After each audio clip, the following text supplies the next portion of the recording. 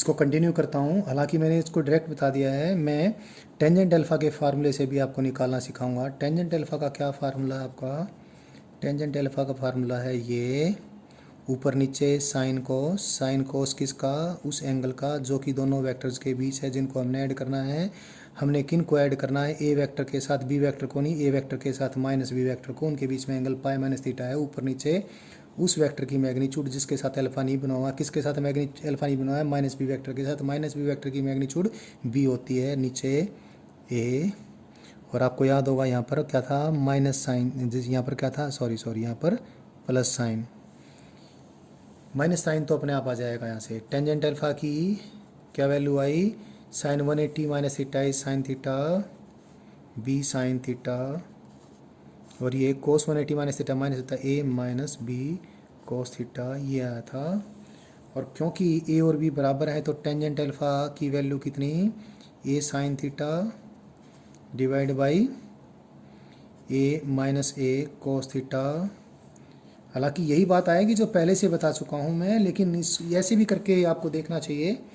तो tangent alpha की value आ गई, ए कॉमन ले लिया, ऊपर रह जाएगा साइन थीटा, नीचे क्या आ जाएगा?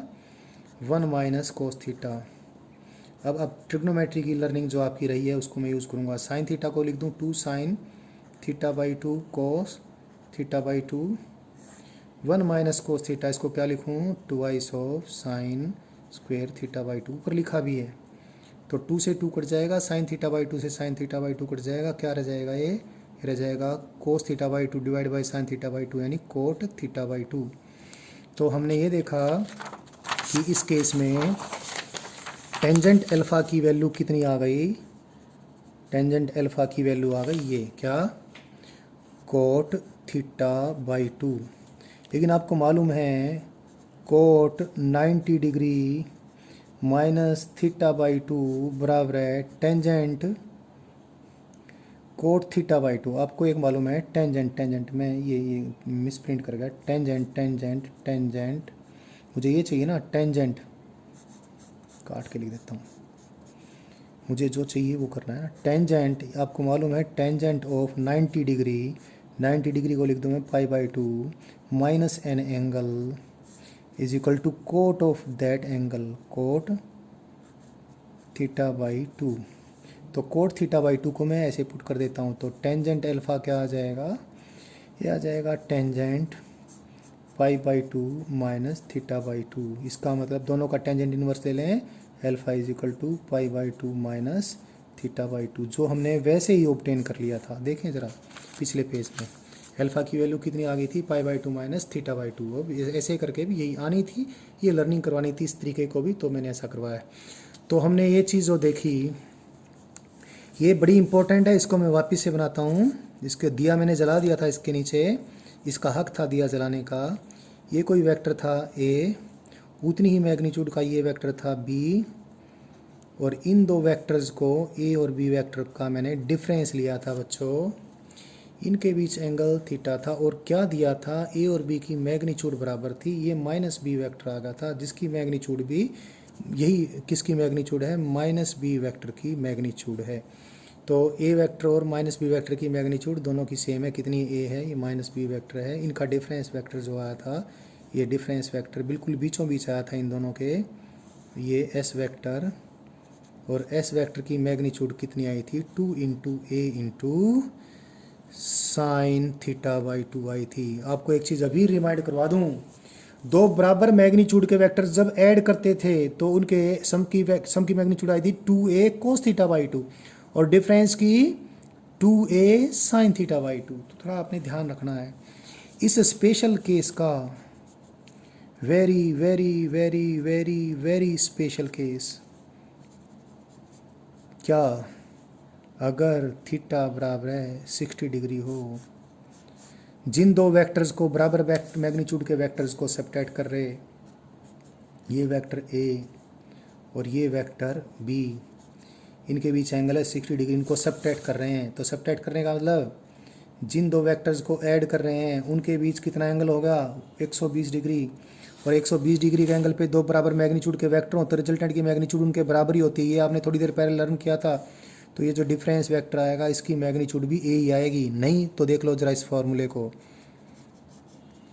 साइन 60/2 यानी 30 डिग्री, साइन 30 कितना होता है 1/2, तो एस कितना आया 2a इंटू 1/2, एस कितना ए। आपको अभी मालूम नहीं पड़ सकता है, मैं बार बार आपको बोलूँगा, बार बार आपको परेशानी होगी, इसको अभी से पक्का कर लें, बहुत बहुत ज़्यादा इम्पोर्टेंट है, तभी मैंने ऐसा करके लिखा है इसको, इसके नीचे दिया भी किया है, दीपावली भी जलाई है, तो इट्स वेरी इम्पोर्टेंट। क्या अगर दो वेक्टर्स बराबर मैग्नीट्यूड के हैं और दोनों के बीच एंगल 60 डिग्री का है तो दोनों के डिफरेंस की मैग्नीट्यूड भी सेम होगी। और इससे पहले वाली बात क्या थी, दो बराबर मैग्नीट्यूड के वेक्टर थे और दोनों के बीच में एंगल 120 डिग्री था तो उनके सम की मैग्नीट्यूड भी सेम थी। यानी डिफरेंस की मैग्नीट्यूड सेम होने के लिए एंगल 60 डिग्री होना चाहिए और सम की मैग्नीट्यूड सेम होने के लिए एंगल 120 डिग्री का होना चाहिए। तो हमने डिफरेंस के भी सारे स्पेशल केस कर लिए हैं, लेकिन डिफरेंस मैं अभी ख़त्म नहीं किया हूँ, अभी एक बहुत इम्पोर्टेंट बात है, बहुत ज़्यादा इम्पोर्टेंट बात।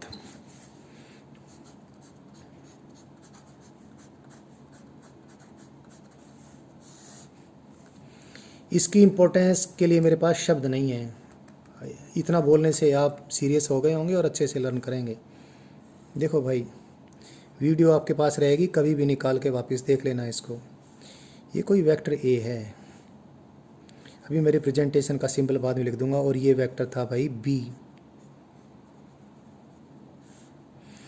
आपने ए वेक्टर में बी वेक्टर सबट्रैक्ट करना था, तो हमने क्या किया था, देखो ये वेक्टर था आपका, वेक्टर ए था ना, वेक्टर ए का रिप्रेजेंटेशन था, ये किसका रिप्रेजेंटेशन था, वेक्टर बी का रिप्रेजेंटेशन था। तो ए वेक्टर में से बी वेक्टर आपने सबट्रैक्ट करना था, तो बी वेक्टर का नेगेटिव वेक्टर आपने ड्रा कर दिया था, है ना। और आपने बेसिक जो सिद्धांत हैं उनको फॉलो करके and you did this thing and you were very easy and you wrote it, yes, this is the difference of a vector and b vector। लेकिन बच्चों, मैं नहीं चाहता कि आप इतना लंबा चौड़ा जाएं, आप फटाफट काम कराने के लिए मैंने कुछ लर्न करवाना है। आपकी लर्निंग हो गई है, बट एक बहुत इंपॉर्टेंट मैंने बात बतानी है। मैं ऐसा करूं कि एक लाइन यहाँ से ड्रा कर दूं, ऐसे ड्रा कर देता हूँ और इधर एक एरो बना देता हूँ।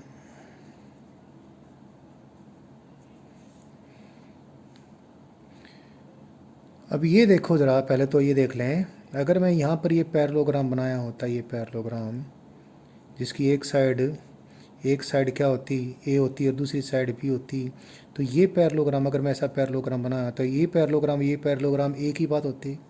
तो इस पैरेललोग्राम का जो डायगोनल है वही इस पैरेललोग्राम का डायगोनल होता। यानी एक बात तो आपने तुरंत ही देख ली होगी, ये जो डायगोनल है ये एस ई है। फिर भी आपको सपोज ये नहीं पसंद आई बात मेरी, तो छोड़ दो भाई, इसको डी वेक्टर लिख दीजिए, राइट इट डी वेक्टर। अब क्या मैं आपको डी वेक्टर के बारे में बताना चाहूँगा, उससे पहले मैं ट्रायंगल ऑफ वेक्टर एडिशन आपको मनी वन रिवाइज करवाऊँ। मनी वन नहीं, चलो मैं इसमें लिख के रिवाइज करा देता हूँ। आपको याद होगा जब हमने ए वेक्टर में ट्रायंगल लॉ के अनुसार बी वेक्टर ऐड किया था तो कैसे किया था, ए वेक्टर के हेड के ऊपर बी वेक्टर की टेल लगा दी थी। तो ये क्या आ गया था, उल्टे क्रम में, ये हेड टू टेल था, फिर tail to tail, head to head, ये क्या आ गया था, ये आ गया था A vector plus B vector आ गया था। ये आपने अभी लर्न की थी, ट्रायंगल लॉ के बाद ही हमने पैरेललोग्राम लॉ बनाया था। अब ये आप ये चीज़ देखें, ये इस शेडेड ट्रायंगल को देखें, इस शेडेड ट्रायंगल में बी वेक्टर के हेड के ऊपर डी वेक्टर की टेल है और ए वेक्टर उल्टे ऑर्डर में है, तो B vector plus D vector करें तो according to triangle law it becomes A vector. इसका मतलब डी वेक्टर क्या बन गया, इसको इधर ले आया, दोनों साइड में माइनस पी ऐड कर दिया हमने, तो डी वेक्टर क्या बन गया, ये बन गया ए वेक्टर माइनस बी वेक्टर, जो कि ये एस वेक्टर है ही है, और जो कि मैंने पैरेललोग्राम कंप्लीट करके आपको वैसे भी बता दिया था। तो भैया आप एक बात देखें, जब वेक्टर ए में से हमने बी वेक्टर सब्ट्रैक्ट करना है, ए वेक्टर में से हमने जब बी वेक्टर सब्ट्रैक्ट करना है तो ऐसे बी वेक्टर की पूंछ पढ़ के उसको उल्टा पटक के पैरेललोग्राम बनाकर करने की जरूरत नहीं है। तो आपने क्या करना है, जिस वेक्टर में से सब्ट्रैक्शन करना है, जिस वेक्टर का, पहले दोनों की हमने टेल मिला दी, ए वेक्टर में से बी वेक्टर सब्ट्रैक्ट करना है, फिर ए में से बी सब्ट्रैक्ट करना है, तो एक दोनों के हेड टू हेड एक वेक्टर ड्रा करेंगे, हेड टू हेड। तो जो हेड टू हेड जो वेक्टर ड्रा किया, इस वेक्टर का हेड जिस वेक्टर के हेड से टकराया वो वेक्टर माइनस दूसरे वाला वेक्टर, तो ये जो वेक्टर आएगा, ये जो भी कुछ वेक्टर आया, ये जो भी कुछ वेक्टर क्या आया, इसका हेड किसके साथ टकराया, ए के हेड के साथ, ए वेक्टर माइनस बी वेक्टर। आपको फिर से लर्न करवा देता हूँ क्योंकि ये बहुत ज़्यादा इंपॉर्टेंट है, भूल जाओ इस पेज को, दूसरा पेज ले लेता हूँ जिससे आपकी लर्निंग हो जाए। ये सपोज कोई वेक्टर है R1 वेक्टर, ये कोई वेक्टर है R2 वेक्टर, आपकी जो मर्जी वो कर लीजिए। आप कोई वेक्टर इधर से इधर ले लीजिए या इधर से इधर, चलो इधर से इधर ले लें हम, यहाँ से इधर ले लिया ये वेक्टर।